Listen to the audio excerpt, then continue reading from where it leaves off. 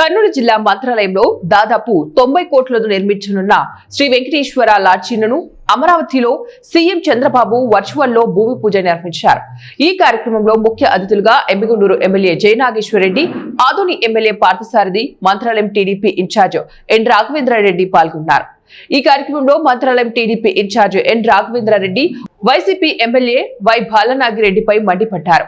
MLA బాలనాగిరెడ్డికి మతి భ్రమించి మాట్లాడుతున్నారని వారన్నారు.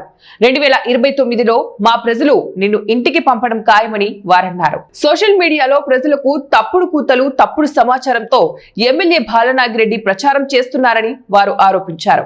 2029 ఎన్నికల్లో మంత్రాలయంలో జెండా ఎగురవేసి నీకు గుణపాఠం చెప్తామని వారన్నారు. వైసీపీ సర్పంచ్లు, జెడ్పీటీసీలతో సీఎం చంద్రబాబు చేపట్టిన అభివృద్ధి పనులకు అడ్డుపడుతున్నారని టీడీపీ నేత రాఘవేంద్రారెడ్డి ఆరోపణలు చేశారు. తప్పుడు ప్రచారాలు చేస్తున్నారు తప్ప మీ మాటల్ని, మీ యొక్క తప్పుడు సమాచారాన్ని, తప్పుడు సోషల్ మీడియాలో కూడా తప్పుడు సమాచారాలను ప్రజలకి పంపిస్తున్నారు. మిమ్మల్ని ఎవరు నమ్మే పరిస్థితిలో లేరు.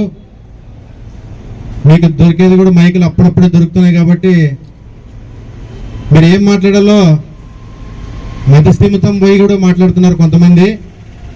మంత్రాలయం ఎమ్మెల్యేకి అయితే మతి భ్రమించి మాట్లాడతాడు. ఇంకా 3.5 సంవత్సరాల ముందే ఆయన ఏం మాట్లాడుతున్నాడు ఆయనకు అర్థం కాకుండా మాట్లాడుతున్నాడు. పగటి కళలు అంటున్నావు. త్వరలో 2029లో మా నాయకులు, మా కార్యకర్తలు కూడా అందరూ ఈసారి ఖచ్చితంగానే గుణపాఠం చెప్పే కాలం దగ్గర వస్తుంది. ఆ విషయంలో మళ్ళా తొందరలో ఎలా ఏంటి అనే కార్యక్రమం కూడా మీకు త్వరలోనే చెప్పబోతున్నామని చెప్పి తెలియజేసుకుంటున్నా. ఈరోజు నీ సర్పంచులు ఉన్నారు, నువ్వు ఎక్కడైతే అభివృద్ధి అడ్డుపడుతున్నానో అంటున్నావు, నీ సర్పంచులు మా ముఖ్యమంత్రి గారు ఏదైతే సిమెంట్ రోడ్లు గ్రామాల్లోకి వేయాలనుకుంటే నీ సర్పంచులతో సంతకాలు పెట్టి లేని కాలం నీది. నీ సర్పంచులు ఉన్నారనుకుంటున్నావు.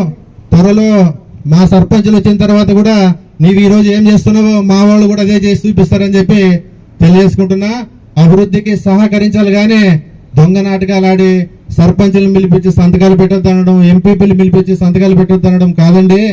అభివృద్ధి మా ప్రభుత్వం ముందడుగులో ఉంది. దానికి కూడా మీరు సహకరిస్తే నీతో ఎలాగైనా